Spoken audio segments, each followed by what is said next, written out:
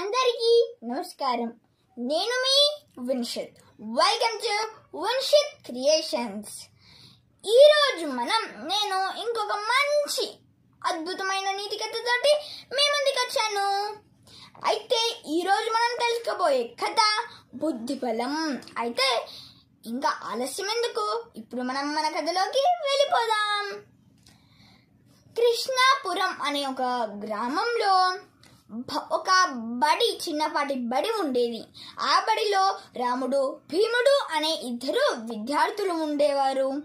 అలాగే భీముడైతే లావుగా, ఖండపుష్టితోటి ఆరోగ్యంగా పుష్టిగా ఉండేవాడు.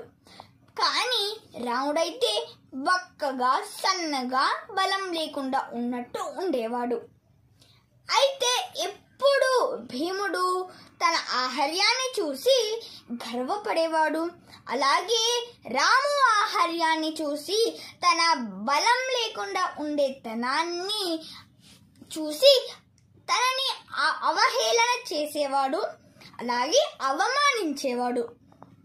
కానీ రాము అయితే అవేమీ పట్టించుకోకుండా ఉండేవాడు. అయితే ఇలా సాగుతూ ఉండగా ఒకానొక సమయంలో ప్రధాన ఉపాధ్యాయుడు పిల్లలందరూ ఆడుకుంటున్నది చూసి, అలాగే పిల్లలు అక్కడ పక్కనే ఉన్న ఒక పెద్ద బండరాయి ఆడుకుంటూ అక్కడ బండరాయి కొట్టుకుని కింద పడిపోతున్నారు అనే విషయాన్ని గమనించి అక్కడ ఆడుకుంటున్న రాముని పిలిచి, రాము, అక్కడ బండరాయి ఉంది, దాని మీద పడుతూ పిల్లలందరూ కింద పడిపోతున్నారు, కాబట్టి నువ్వే దాన్ని తీసేయి, ఎవరినైనా పిలిపించి అని అంటాడు ప్రధాన ఉపాధ్యాయుడు. అని చెప్పి తను వెళ్ళిపోతాడు. సరే అంటాడు రాము. అయితే ఇలా ఉండగా భీముడు వచ్చి, రాము, ప్రధానోపాధ్యాయుడైతే నిన్ను దాన్ని తొలగించమని చెప్పాడు, కానీ నువ్వైతే దాన్ని చెయ్యలేవు, ఎందుకంటే నువ్వు బలహీనంగా ఉంటావు అని అవహేళన చేస్తాడు. అయితే అవేం పట్టించుకోకుండా అలా ఉంటాడు రాము. అలా మరుసటి రోజు గడిచిపోతుంది.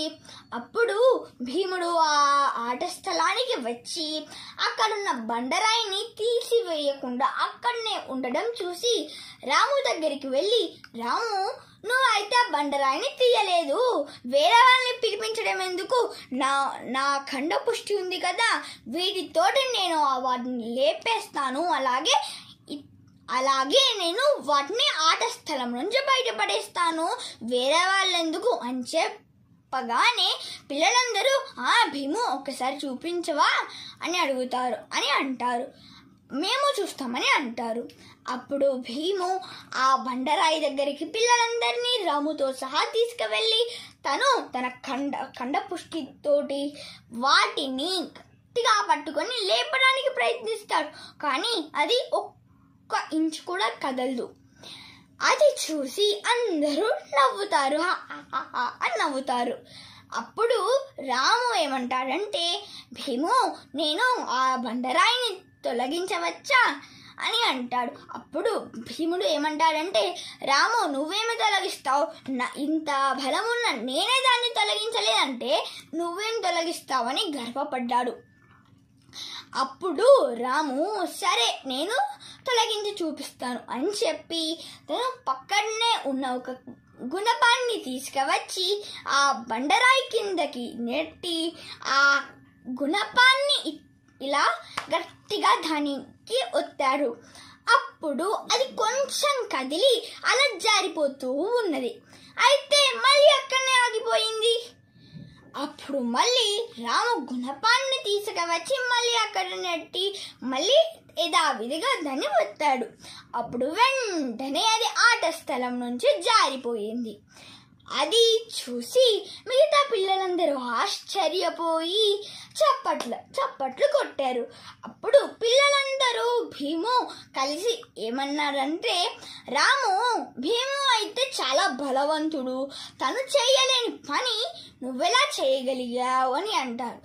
అప్పుడు రాము ఏమంటాడంటే, ఇదిగోండి, నేనైతే నా బుద్ధిని ఉపయోగించి దాన్ని తీశాను, కానీ ఈ భీము అయితే తన కండపుష్టిని చూసుకొని తీశాడు. అంటే కండబలం కన్నా బుద్ధి బలమే గొప్పది. కండబలంతో మనం శారీరక శ్రమనే చేయగలుగుతాం, కానీ బుద్ధి బలంతో ఎంత కష్టమైన పని కూడా సులువుగా చేసేస్తాం అని చెప్పగానే భీముకి తన తప్పు అర్థమై రాముని వేడుకుంటాడు. రాము, నన్ను క్షమించు, నేను చాలా తప్పు చేశాను. నిన్ను నీ బలహీనతని చూసి నేను అవహేళన చేశాను, కానీ నీకు నాకన్నా రెట్టింపు బలం ఉన్నది అని తన తప్పుని తెలుసుకొని ఇంకెప్పుడు నేను నిన్ను అవమానించను, అలాగే నా ఖండపుష్టిని చూసుకొని గర్వపడను అని తన తప్పు తెలుసుకుంటాడు భీము. ఆ మాటలు విని రాముతో సహా పిల్లలందరూ చాలా సంతోషించారు, ఎందుకంటే భీముకి తన తప్పు తెలిసి వచ్చిందని. మనం ఈ కథ నుంచి ఏమి నేర్చుకోవచ్చు?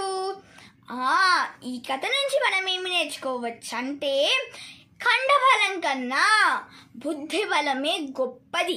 ఎలాగంటే మనం ఖండబలంతో ఏమైనా శారీరక శ్రమ మాత్రమే చేయగలుగుతాం, కానీ ఒకవేళ మనకు జ్ఞానం, బుద్ధి కనుక ఉంటే మనం ఏ పనినైనా, ఎంత కష్టమైన పనినైనా సులువుగా చేయగలుగుతాం. ఎలాగంటే భీముడికైతే బలం ఉంది, కానీ తను శారీరక శ్రమ మాత్రమే చేయగలిగాడు, కానీ తనకు తెలివి లేదు.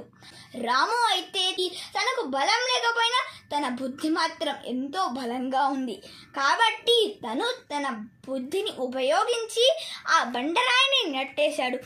అలాగే మనం కూడా మన కండరాలని చూసుకొని, మన కండపుష్టిని చూసుకొని గర్వపడకూడదు, అలాగే బుద్ధి బలంతో ఉండాలి అనేది మనం ఈ కథ నుంచి తెలుసుకోవచ్చు.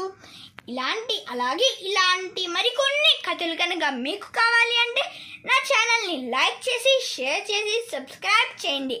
అలాగే నా ఛానల్ మీద మీ విలువైన అభిప్రాయములు కింద కామెంట్ బాక్స్లో తెలియచేయడం మర్చిపోకండి.